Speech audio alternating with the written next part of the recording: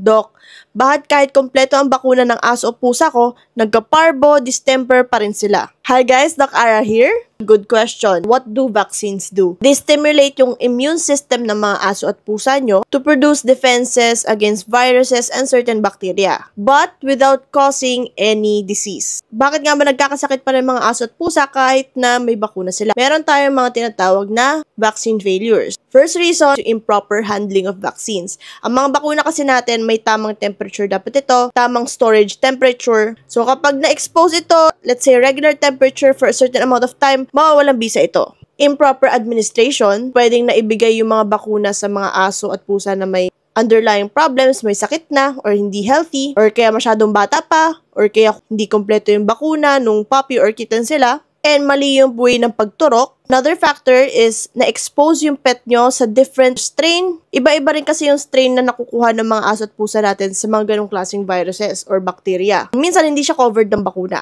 Another factor, yung weakened immune system nila or immunocompromised sila. Mathina na talaga ang sistema nila. Another factor is overwhelming exposure. Meaning, vaccinated cat or dog is exposed to a large amount ng virus or bacteria, pwede pa rin siya mahawa. Syempre, yung mismong vaccines natin, hindi naman sila 100% nakaka-protect sa mga aso at pusa natin. Just like us humans, wala namang COVID vaccine na nagkiklaim na 100% protected ka. Pero ang goal kasi ng mga vaccines na to, maiwasan na maging malala ang simptomas. And maiwasan ang pagkamatay. Hindi updated ang booster shot ng mga aso at pusa. Kaya importante, nire-remind namin magpa-booster shot sila.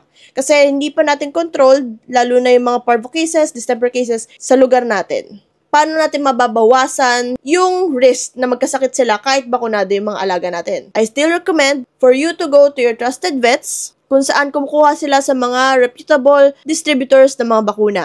Number 2, limit exposure to sick animals. Lalo na kung nagkaroon ng case na malapit na nagkaroon ng parvo, nagkaroon ng distemper. Next is to reduce stress para hindi sila maging immunocompromised. I still recommend yung booster shots. So with that guys, if you have other concerns, don't forget to consult your veterinarian.